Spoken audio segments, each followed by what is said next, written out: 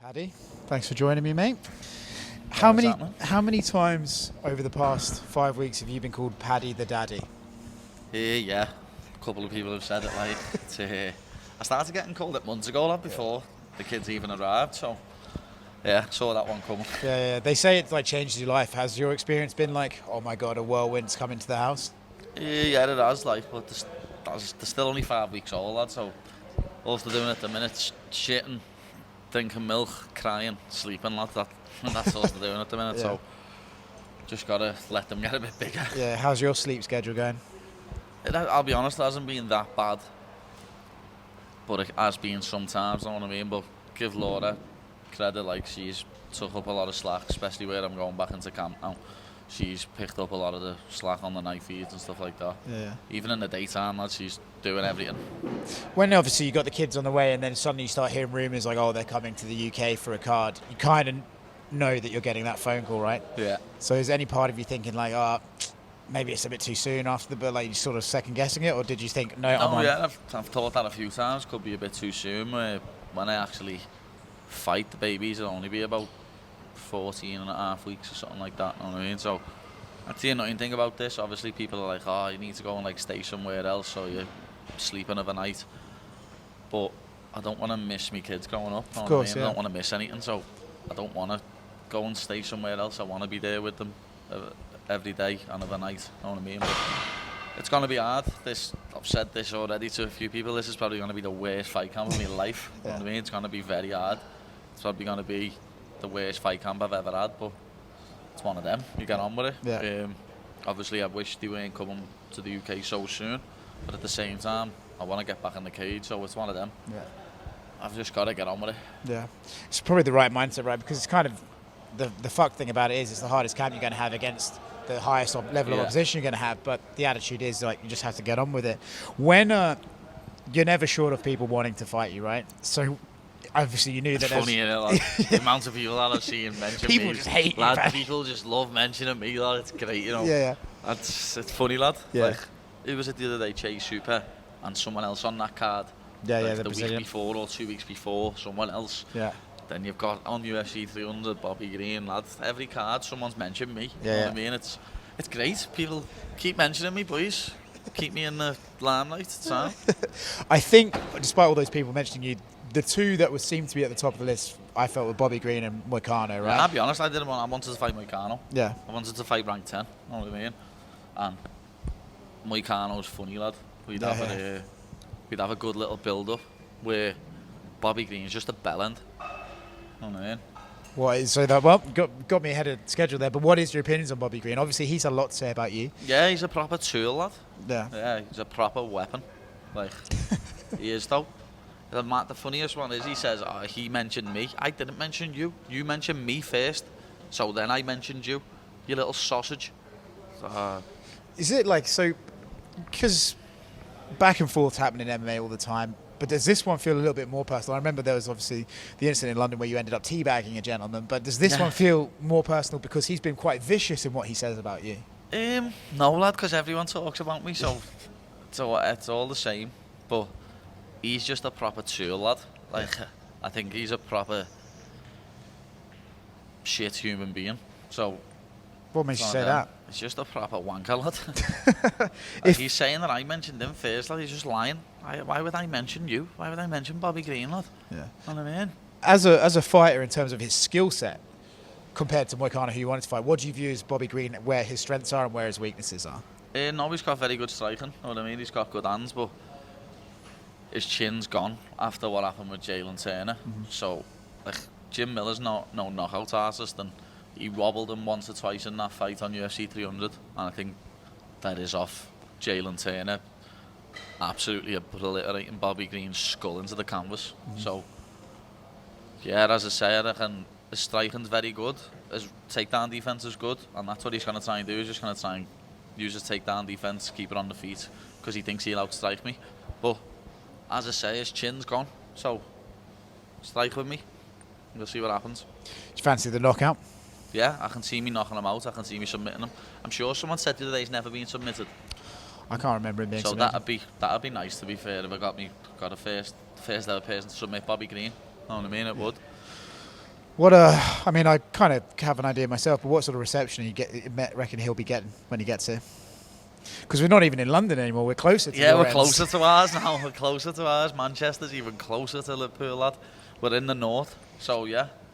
I don't reckon he's going to get the best reception, but as you know, some people hate me here, lad. Even up here.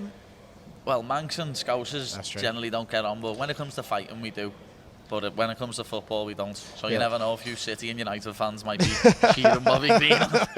Actually, that reminded me, I wanted to ask you this. Did you, when your kids were born, did you cry at the birth?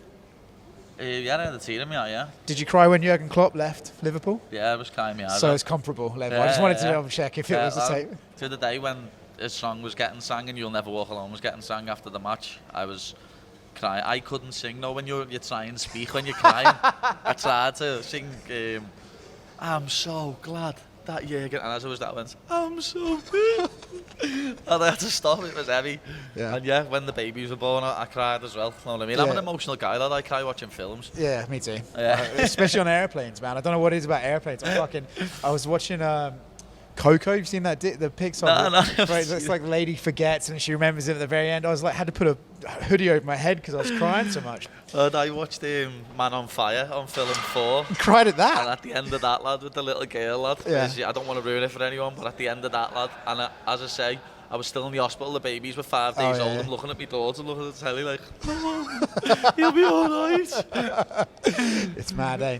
It's nice to be in touch. So, would you agree that Bobby's the toughest guy you faced yet? Do you think this is a step up? Yeah, probably, because he's beat Tony, you know what I mean? Yeah. Even though if Bobby Green's submitting Tony, I should have, like... Yeah, how do you feel about the Tony fight now? You've had a few months to reflect on it. No, I'm still happy with my performance, like, because I absolutely blew me load in the first round there, trying to finish him, you know what I mean? I went wild. And then the start of the second round, I was like, yeah, I'll just get it to the floor. I mean, I think he threw a kick and I ended up on top of him in the second, and I just consoled him the whole round. And I knew that was where he was most dangerous, to be honest, in his guard. But then, third round, obviously, come out and I was visibly tired, you know what I mean? And my cardio was great going into that. It was just where I did go a bit mad in the first round trying to finish him. But I think that's what Bobby Green's going to try and do. Bobby Green's going to try and... Well, saying that, he thinks he's at RK, so he might come out and just try and take me head off in the first round, but I can see him thinking, oh, he gassed against Tony, let's try and get him to the third round. Because Bobby hasn't really got knockout power, has he? You know what I mean? He pitter-patters people and ends up TKOing them or winning by decision, you know what I mean? Yeah. The only person who knocked out was Grant No Jawson. Do you think the timing will affect it? The fact you're fighting so early in the morning, you'll probably be on about 2:33. I reckon I'll be on later than that. But I'll be honest, I think it plays into advantage for them. For the people coming abroad. I reckon it plays advantage for the Americans coming over, lad. Because they don't have to change. They don't have to change nothing, lad. They just stick to the way they are. Where I'm gonna have to start getting up at like 3 in the morning or something. The kids will help you with that. Yeah, they will, like. But then I've got to get all the way to the gym at 3 in the morning, lad. And it's not happening. When will you start trying to do that, to try and dial that change? Just a couple of weeks out, probably.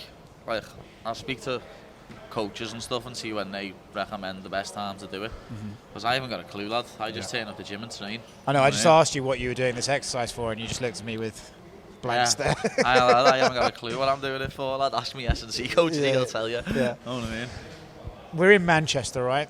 And I know that it's like London, Manchester, we're so close to Liverpool. Do you think next time, with a win over someone like Bobby Green, you'll be ranked and then it'll be time to bring a main event? I hope so, lad. I hope so. If we could do... I want to do Anfield, lad. You know what I mean? The Echo, well, whatever the arena's called in Liverpool now, I can't remember its name now. It's called something else, not the Echo Arena anymore. That's what it used to be called. I'd call the M&S or something. That's too small. You know what I mean? It's only about 15,000, something like that. Far too small. I've said it before, and I'll say it again. I could sell Anfield out. You know what I mean? Yeah. That'd be over 60,000 with seats on the pitch. Probably one of the biggest shows they've ever done. Yeah, I remember how many Scousers were at you fighting in Liverpool. I think they were fighting in the stands as well, actually. They enjoyed it. You never know. But as I say, the Echo Arena sold that out when I was fighting on Cage Warriors, lad. Yeah. You know what I mean? When I was main eventing on Cage Warriors, so it's far too small for a UFC to go there. Yeah.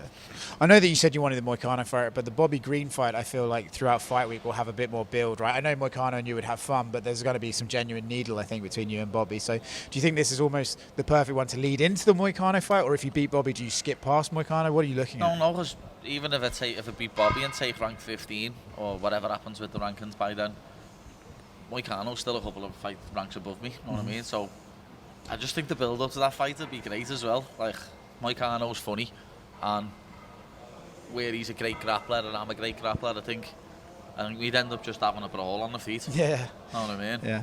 I'm going to end with this. I've started asking people this question now because I kind of like the idea of what it produces. If you had to describe to like a middle-aged lady who doesn't watch MMA what Bobby Green's about and who he is, how would you describe him?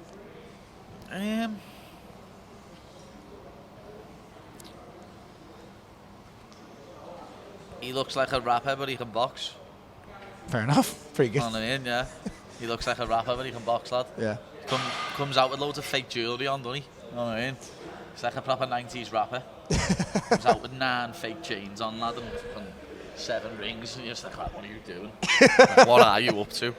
Like, he's a mad cat. Yeah.